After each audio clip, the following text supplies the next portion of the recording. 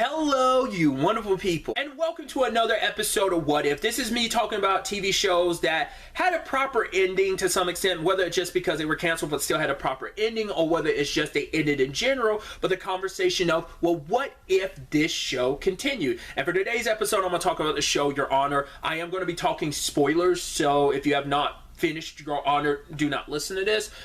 This is actually going to be kind of me along the same lines as Carnival Row, because obviously both of them, their final seasons happened roughly at the same, not roughly, exactly kind of at the same time when it came to airing and stuff. But Your Honor ended in a very interesting spot because, yes, and I heard someone's point of they didn't like this series finale because they were like, oh, if it's the series finale, I didn't like it. If it's a season finale, I would like it, because it's like, right, set up for like a third season. And there is room for another season.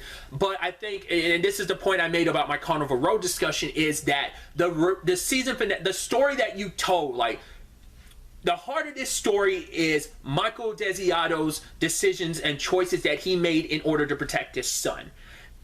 I mean, the fact is we even got a season 2 was kind of interesting, because I was kind of like, oh, are we only going to get a season 1? Because it was a limited series initially, kind of making it seem like it was going to be a one-off. So even, like, to me, I'm happier with the series finale than I am with the season 1 finale, which I thought might have been our finale. So, because the season 1 finale is so depressing that I'm like, oh man, that's, I mean, but it's also very poetic if that was the ending, but it's also in the same vein of, like, in this regard, it's like, no, like, I prefer this ending, season 2's ending, over season 1's ending. It's actually kind of interesting. Like, it's kind of the same. I kind of feel the same way about, like, the end of the effing world. You know, no spoilers in that regard, but how season 1 ends, versus how season 2 ends. Like, I'm much happier where season 2, the series, ended, rather than like how it could have ended in comparison to, like, its comic book counterpart, which is basically an entire first season. I'm going on a diatribe, ignore me, but I'm trying to make the point that it kind of flows in that same boat of the conversation. But to me, the reason why I'm content with this being the end, despite there being so much more story you can tell, because at the heart of the story, like I was saying, is everything that Michael did. These are it is the aftermath of his decision, the domino effects of his decisions, and how it has affected so many other people. But at the heart of this story is Michael Desiato's story of what he was willing to do to protect his child. And the second season is, you know, dealing with the ramifications of that, you know, his self-loathing for what he did, all that he caused. And once again, it was all for nothing, because his son ended up dying regardless. And you caused so much death and destruction, especially so much pain on Eugene's side of things. Your choices led to the events that led to his brother's death, Kofi's death, as well as the rest of his siblings and his mom. So there's a lot of that, you know, and they bring it up a little bit. Like, obviously Eugene and him don't have the full conversation, but he's like, I'm sorry what happened with Adam. And then him telling Eugene, I'm sorry too, like, which is a combination of, yes, that my choices led to the whole situation of you accidentally shooting Adam because you were aiming for Carlo. But then there's also the angle of, like, my decisions also led to you losing your entire family. You know, we're both in a crappy situation. And so Michael wanted to pay. It's already out there what his role is, everything he did to cover up for his son. Like, that was all made public in court. So at the end, he goes back to prison because he wants to atone for what he did. It's like, I need to pay for what I've done. So, you know, and he believed that's the right thing. And the fact is, I believe the person who's dropping him off at the end, I said this in my review, I believe it to be Lee. So his story has kind of come to an end, because it all kind of closes up, because this all started with him and it kind of ended with him. Yes, there's still so many other stories with, like, the Desire situation. Like, the fact is, Little Mo and Big Mo are in the okay position that they're in. It's interesting, and what that next chapter of their journey looks like, especially because Big Mo has made a deal with Gina, like, yo, you let me do my thing, you can have the club, yada yada yada, so on and so forth. Gina taking power, you know, basically setting her father up to kill Jimmy, just so that Jimmy's removed from the board because she hates Jimmy, but also her father was never going to give her reins. In fact, he was going to run things until Carlo was old enough to kind of run things himself. So she kind of snatched that power, has kind of got Carlo as a right-hand person. So she's coming up, you know, winning on that front. And Jimmy ends up waking up from his coma or whatever. So that could pop off into a whole situation. Obviously, Fia's whole situation of leaving. So there's a lot of story that could be told.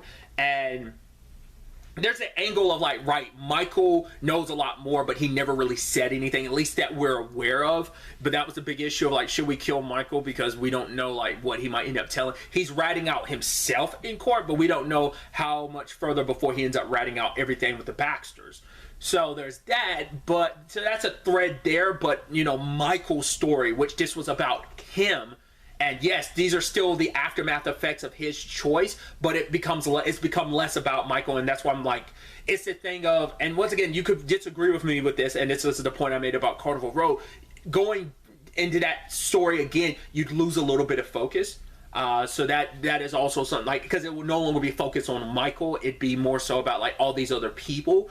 You know, I mean, the show is called Your Honor, so it's focusing once again on Michael and his decisions and the fallout from those decisions. But if it's not about him anymore, I mean, you could spin off the show to be a continuation. But like, that's why I just feel like I think it's a great ending in that regard of like, yes, there's still so much story that could be told, but it's not directly related to Michael. You told the story about this father's desperate need to protect his son and what the aftermath of that could be. And yes, there's still residual stuff, but you still told Michael's story beginning to end, and that reached its proper conclusion, a pretty good conclusion in my opinion. So everything else is just kind of like, yeah, it lives on in that world, and you can imagine what that would be like. I mean, maybe even the writers are like, oh, they've imagined what a season 3 would have looked like and stuff like that. So once again, it is based off a Israeli show, Kavado. So, and that got 2 seasons. So I don't know if that influenced this show getting 2 seasons, even though it was introduced as only having 1 season. Because like by the time, because I think Kavado ran from like both its season, like I think was it 2017 to 2019.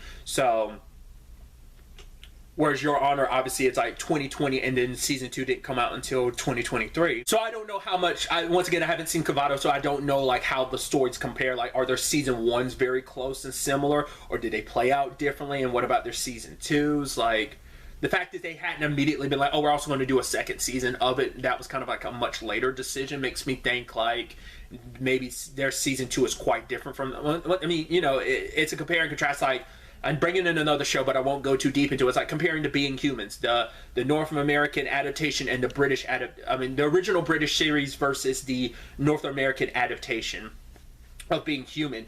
Very, very different stories. So I wonder, like, there is some overlap in some regards. Their first seasons are similar, and there's later storyline elements that kind of overlap, but they are pretty much 2 different shows. So I'm wondering if the same thing kind of applicable in the case of Kavado and Your Honor. I'd have to look into that more, eventually track it down and watch it to, you know, fully see. Like I said, these are just kind of my thoughts. I'd love to get to know yours in the comments down below. First and foremost, did you like the series finale of Your Honor? Like the person I was referencing, did you like it as a season finale but not as a series finale? And would you have wanted more based on the ending we've got? Would you want more in that universe? Would you want the show to continue, or are you content with it being the ending that we got? Like I said, I'd love to get to know your thoughts. But really, that's all I wanted to talk about. So the next time we meet, be happy, be safe, live life to the fullest, and enjoy it. Good day and good